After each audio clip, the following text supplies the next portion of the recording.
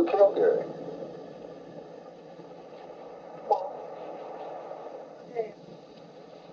He was sitting on the couch for some sex. Swapped out and shot him 3 times in the head. 2, maybe 3 times. And it was on the couch. And she couldn't have... 2 members of one family, by marriage, go missing within 7 years of one another. The people who caused the disappearances are still free. Hello, true crimerers. This is the case of Gary McCullough and Lena Chapin. Viewer discretion is advised.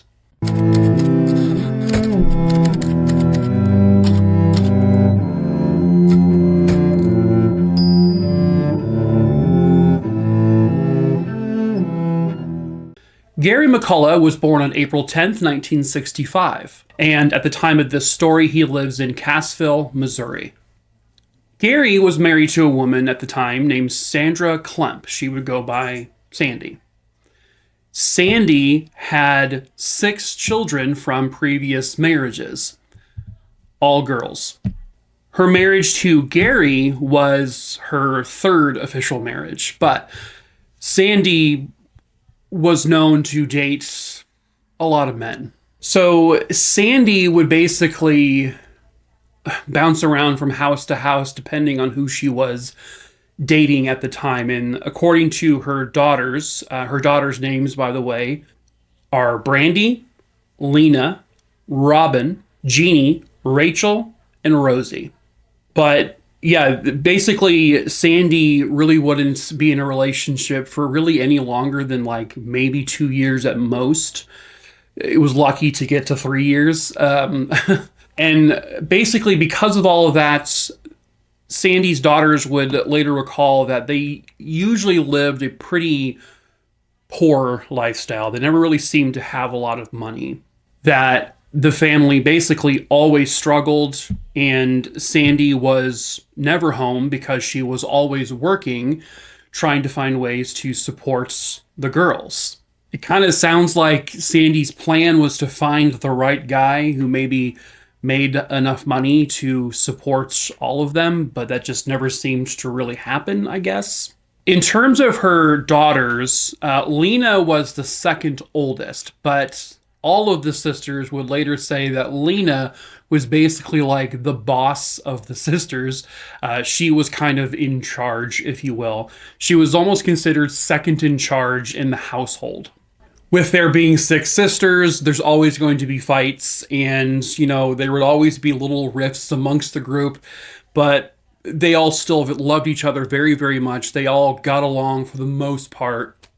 And really all they can recall was that the toughest part of their lives was just the not having stability, not being in one place ever for long periods of time. And that kind of led to a lot of fights amongst the sisters and arguments. So Sandy's 2nd husband was a man named Albert McCullough. They married in November of 1994, and Albert was always very, very good with the girls. He took really good care of them. He made sure they all had everything they needed. Sandy, at the time of this marriage, was going to nursing school. And so, you know, everything seemed to finally kind of be going in the right direction. But it really wasn't, because it turns out Sandy was seeing another gentleman on the side. And when Albert found out, he was like, who is this guy? And to his kind of shock, it was someone he knew very, very well. His own brother, Gary McCullough. So Albert and Gary got into a bit of a fist fight. They got into a little rouse, and, you know, Albert had pinned Gary to the ground, and he kind of just realized, you know what? I'm leaving, Sandy. This is ridiculous. And then he looked at his brother and said, you need to get as far away from her as humanly possible, because clearly she's up to no good. So Albert and Sandy and the kids, they lived in Fayetteville, Arkansas. And in May of 1996, Sandy officially left Albert, and then she and the kids picked up and moved in with Gary. And then Gary lived in Cassville, Missouri. They got married in December of 1996. Gary owned basically a pretty decent-sized farm property, and Gary was a very, very hard worker. He was never someone who would just take a day off or forget to do the things that needs to be done around the farm. He was an excellent provider. He also instilled a lot of great behavior in the girls. He put them to work. He gave them each a chore to do every day. And then once they got those chores done, he would always take them out to town and to go get an ice cream. He was not stern or strict with them. He just taught them, what working life is like. And most of the girls later on would say that because of Gary, they are who they are now, which is good, hardworking individuals. But he loved working on the farm. He loved every bit of it, and he was very dedicated to it. And he seemed very dedicated as well to helping raise these girls. And for the most part, because Sandy was like out working or going to school or whatever all the time, Gary kind of helped basically raise the kids kind of on his own almost. And actually kind of a little bit, so did Albert, it sounded like, before him. It sounded like Albert and Gary had more involvement in the girls' lives than Sandy actually did. But Sandy is Sandy. And in 1999, she started seeing another man on the side. She began to cheat on Gary. This new man is named Christopher Klemp. He would go by Chris. Chris had a lot of money. He came from a family who was very wealthy, did very well for themselves. When Gary found out, he was devastated. He wasn't angry like his brother Albert had become previous. He was just like, even though I guess he probably should have expected this, he still felt hope, I guess. But she did him dirty just like she did to her brother with him. And this is when Gary found out that I guess Sandy was writing bad checks on Gary's account. And so Gary got in touch with a lawyer, and he's like, "What? I got to get divorced. I got to do something because this is obviously not working out." So in 1999, he said, I'm officially going to be filing for divorce. He was going to make it happen. But on May 11th, 1999, Gary was never heard from again. The interesting thing is that no one realized Gary was missing for a few days. Well, someone did realize, but didn't say anything. We'll get back to that. But after several days of Gary not doing any work on the farm and basically Albert, his brother, found out that no one from the farm had seen or heard from him. And that was very, very, very unlike Gary, because like I said, he never, ever missed a day of work on the farm. And so once Albert became kind of concerned that no one had seen him, he was talking to one of Gary's friends named Jeff. Jeff told Albert something pretty concerning. Gary had brought his gun to Jeff's house to have Jeff hide it.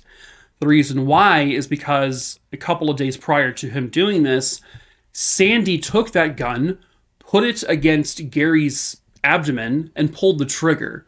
But thankfully, the bullet didn't fire. Something was wrong with the bullet itself that caused it not to fire. But if it did, Gary would have been dead right there on the spot. So Jeff told this to Albert. Albert then goes to police. Police then go to the McCullough farm, the property where Sandy and Gary live. And when they get there, that's when Sandy's like, "Oh, yeah, no, he's been missing for a few days." Yeah.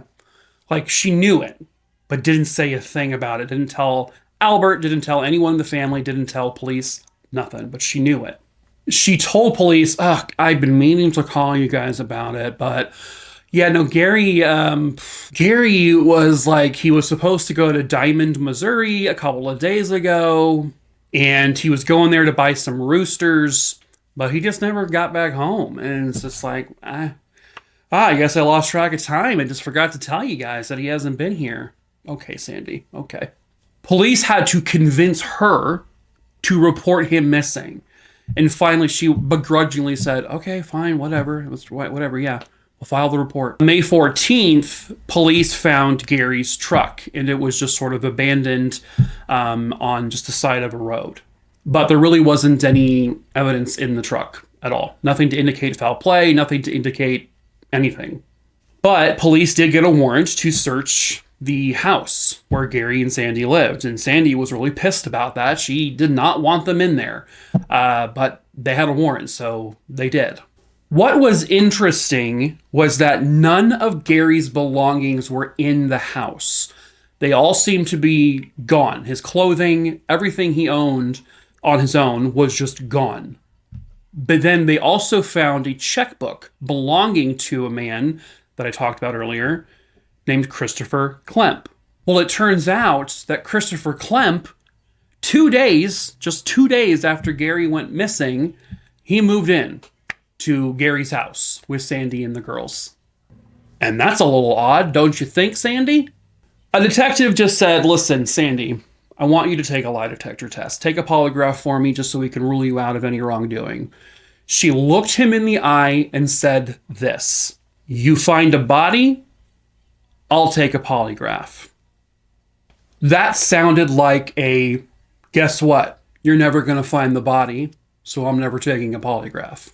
Police tried interviewing the girls, and Lena, being the most vocal, she was very defensive over her mom. She kind of took charge of all of the sisters and just, said she didn't do anything wrong.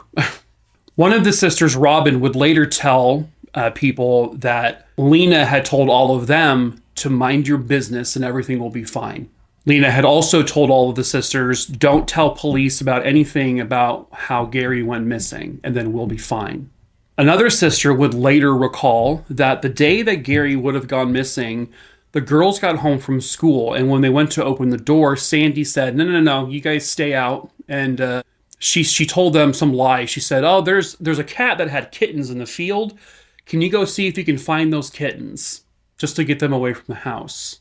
One of the sisters, Brandy, she would recall that she stayed back because she had to go do some chores on the farm. She had to milk the cows. And at one point, she had to walk into the house to get something to do this. She saw her mother with her hair tied behind her back, and she said her mom never put a ponytail in her hair. She had on shorts, and she had on these gloves, and she was scrubbing the floors. She said she was on her knees, and she was really scrubbing forcefully, and it just smelled like bleach. Later that night, Sandy serves dinner to the girls, and she tells them, if anyone asks you, Gary went to go buy some roosters, and you tell anyone that you were given spaghetti that night, and you had dinner, and then you haven't seen Gary ever since then. And that's it. You end the story there if anyone asks you. Sometime after all of this, Sandy, the girls, and Chris Klemp, they moved to St. Louis, Missouri. And then Sandy and Chris Klemp get married. And man, she looks really happy in that photo of her wedding to Chris. By this time, Lena is now about 16 years old. She's actually starting to get jobs. But then her sisters also remember that she was, one, trying to be responsible by getting a job and kind of helping get, money for the family. But also they recall that she was starting to drink and do drugs and become belligerent and outspoken. And she also seemed to shy away from any conversation ever about Gary. It appeared that Lena was holding something in, holding something back, something traumatizing, but they could never get it out of her, what it was. And then when Lena was about 17 years old, she was dating a man, and she told her boyfriend about what happened to Gary. The boyfriend said, you need to go tell his brother Albert. And so Lena goes to visit Albert and says, I need to talk to you about Gary. I need to tell you about what happened. Albert, I think without her knowing, records the conversation. This was on June 26, 2003. This is that recording. Who killed Gary?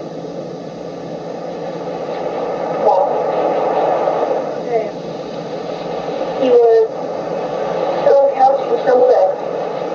Swept out and shot him 3 times in the head. 2, maybe 3 times. And it was on the couch. and the cabinet when we got home. And she wrapped them up with paper, plastic stuff, and hay string, and the bedroom floor. And the bedroom floor? Dragged into the bedroom. And then she locked the door and everything. And when we got home, Mom made me stay in the bedroom because she didn't want to see, but I already seen. But I looked through because I didn't believe it. And I wanted to see. And she took her and she put her in the truck and she left. I need something to clarify Gary is gone. How would the person go about doing that? I mean, is there any way that we can do that? There's nothing. There is nothing whatsoever left. There's just, he's burned, completely burned. And everything that was even left at the burn pile was put in buckets and spread all over. So, I don't remember where they're at. I was there. I'm the only one that knows. I'm the only one that knows exactly what happened. But there's nothing left. So, yep.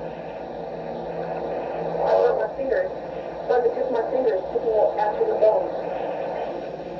I know it makes me sound like a bad person. But what was I supposed to do? You was a kid. Exactly. I mean, Doing what your mom told you to. So basically what she said, because it was kind of hard to hear, she said that day Gary was sitting, I guess, on the couch eating scrambled eggs. Sandy walked out casually, put a gun to his head, and fired at least 2 shots, maybe 3. She wrapped him up with paper and like some plastic stuff, and she also used hay strings. She dragged Gary's body to the bedroom, had him all tied up and everything, and then she locked the bedroom door with Gary inside. Lena was forced to stay in the bedroom to watch Gary's body. Because Lena had already seen what happened, it was already too late, so she didn't want the other girls to find out what happened. Then, later on, they took his body and put it into the back of Chris Klump's truck. Albert would later ask her, well, how do I know this is true? How can I verify this information? Where can I find his body? She said, you won't. She said, there's nothing. There's nothing left whatsoever. There just isn't, because he was burned and turned to ash. She said he was completely burned and everything was all left at this burn pile. And then they scooped up everything from the burn pile. They put his ashes and remains in buckets and just spread them all over the place in very random locations. She tells him, I'm the only one who knows exactly what happened other than my mom. She said again, but there is nothing left. You will not find him. She said she burned her fingertips, picking up ashes and bones. And then she said, I know this makes me sound like a bad person, but what was I supposed to do? And Albert just says, you were a kid. You were doing what your mom told you to do. You were afraid. Albert 100% believed her, because this did not sound like a made-up story.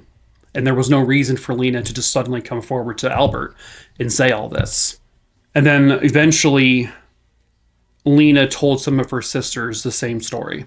Brandy, one of her sisters, basically got into a huge fight with Sandy kind of after she found out what happened. And so Sandy had Brandy get in the truck with her and with Chris. They drove out to this very desolate road. It was dark, middle of the night, and Sandy had Brandy get out of the truck and kind of walk away from the truck. That's when Brandy noticed that Chris was behind her with a gun pointed to her head. And when she turned around and saw that, she also looked at her mom in the truck. Her mom was just looking away, no facial reaction or anything. And Brandy just went into immediate panic mode and she ran towards the passenger side of the truck. She opened the door, jumped on her mom's lap and screamed and begged, please don't let him kill me. Please don't let him kill me. And so Sandy finally just said, okay, don't do it. And then they just went back home. And that's when Brandy realized that her mom did in fact kill Gary, that Lena was telling the truth. Because Sandy was absolutely willing to have her daughter killed that night. Now, when Lena told the story to Albert, she was pregnant, and in November of 2003, Lena gave birth to her son, Coulter. When Coulter was born, Lena's life changed, obviously. She became just a very dedicated mother. She loved Coulter with all of her heart, and she wanted to just focus on raising him, focus on working, and she wanted to put the whole Gary thing behind. When Sandy found out that Lena had told Albert, Sandy hired a lawyer for Lena. And then Lena, at that point, decided to retract her entire confession to Albert. All of it. And then Coulter was born, and then she wanted to just sort of move away from the whole thing and just settle down and raise Coulter. And for about 2 or 3 years, everything was going just fine for Lena. Nothing troubling was happening in her life. She was doing really well. She was dating someone. She seemed happy. She loved being a mom. And then Gary McCullough's family finally decided to file a wrongful death lawsuit against Sandy and Chris. Lena, at that point, was already on her own. She no longer had any direct ties to Sandy. Sandy wasn't providing for her anymore. And so when Sandy found out that they were going to be filing a wrongful death lawsuit, she realized, well, now Lena's on her own, supporting herself. She's happy. She's away from me. And now Lena is she can ruin everything for me because she can testify about what happened during this wrongful death lawsuit. But it was June 26, 2006, when the lawsuit was officially filed. And so the deputies were issuing basically the court summons to Sandy and Chris. They were also issuing it to Lena, since they knew Lena had involvement. Basically, they were going to treat Lena like an accessory to the murder. And when they went to go serve the summons, that's when Sandy and Chris said, oh, we haven't seen Lena in a while. When the deputies were like, well, where is she? Do you know where she is? Because they couldn't find her at her place either, at Lena's place. And Sandy was like, she ran off with some guy back in February. We haven't seen her since then. Police would then ask Lena's boyfriend at the time, and he said, she apparently moved to Florida. And the last time he saw her, the last time anyone saw her, was on Valentine's Day 2006. And when they asked, well, how do you know she moved to Florida? And he said, because her mom told me that she ran off with some other guy and moved to Florida. And I haven't seen or heard from her since. To the McCullough family, they knew what this meant. They knew that Lena wasn't just off with some guy in Florida. They knew Lena was gone. Permanently gone. She was literally going to be forced to testify, essentially, against Sandy and Chris about Gary's disappearance and probable murder. So Sandy needed to silence her own daughter. They put up flyers, missing persons flyers, for trying to locate Lena. And everyone in Lena's life knew, there's no way she ran off to Florida, because she left Coulter behind, her son. And she left literally everything she owned behind. She just moved to Florida without her son that she loved dearly and didn't take any belongings with her. That's bullshit. So they put up missing persons flyers around town, and then they found out that Sandy had hired people to go around and take down those flyers. Sandy had taken basically custody of Coulter at that point, and she told Coulter to call her mom.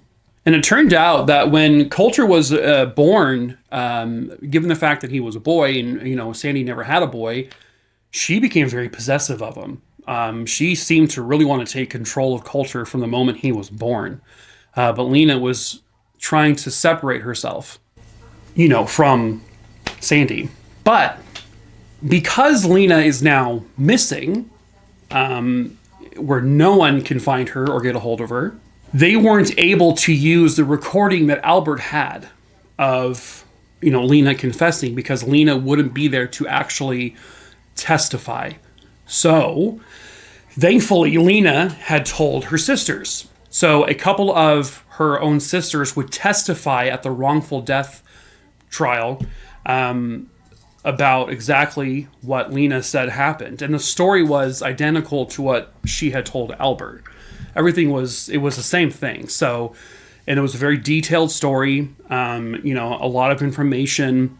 And the jury found Sandy and Chris Klemp liable for the murder of Gary McCullough. Gary had been declared dead years ago, but now there was actually blame placed on them. But just because there was the wrongful death lawsuit does not mean there was enough evidence for police to actually place murder charges on them. I know it sounds bizarre, but it happens kind of often, where there's basically enough circumstantial evidence to show that they may have been liable for his death, but there's not enough physical evidence to actually show they physically did it, because there's no body.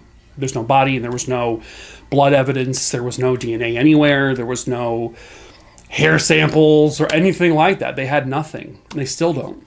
And so Sandy and Chris were ordered to pay the McCullough family $7 million. But even to this day, they haven't even started paying a penny towards that. Sandy basically had custody of Coulter somehow still, and has been raising him. Sandy and Chris at this point now had two properties, and during when Lena went missing. And some of her sisters, Lena's sisters, knew that their mom wasn't stupid, and that it would be very, very difficult to find Lena if she was in fact dead.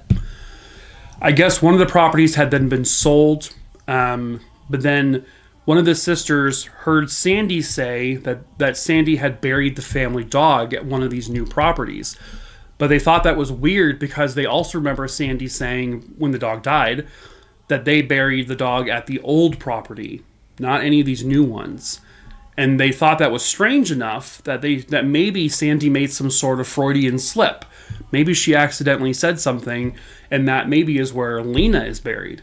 So they go to the new property owners. The new property owners allow them to search the property, and a lot of things had changed.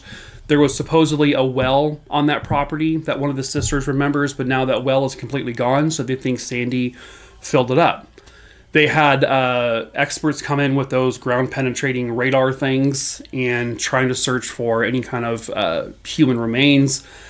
I believe they brought in cadaver dogs, but they never found anything. And to this very day, the bodies of Gary McCullough and Lena Chapin have never been found. Neither person has ever been seen again, has never been heard from again. It is believed, obviously, that Gary for sure is dead. While they don't have any kind of confession or any kind of physical proof to say that Lena is dead, it is pretty much believed that she is deceased, that likely her mother killed her to silence her.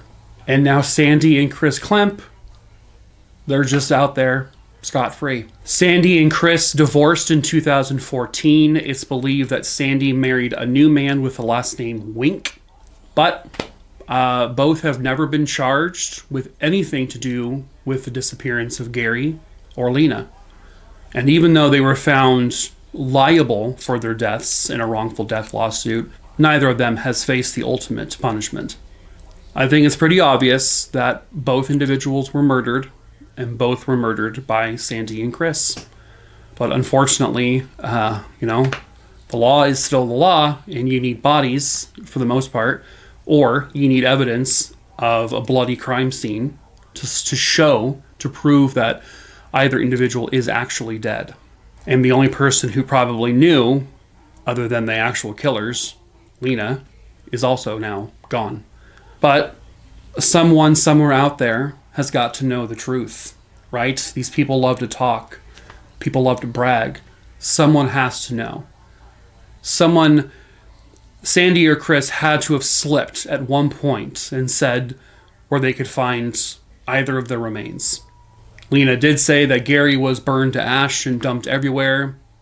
Maybe that's not true. Maybe there are some substantial remains out there somewhere. We don't know what the hell happened to Lena. She could be just buried somewhere. They could have burned her up too. It's unknown. But someone out there has to know. And if that someone is you need to come forward.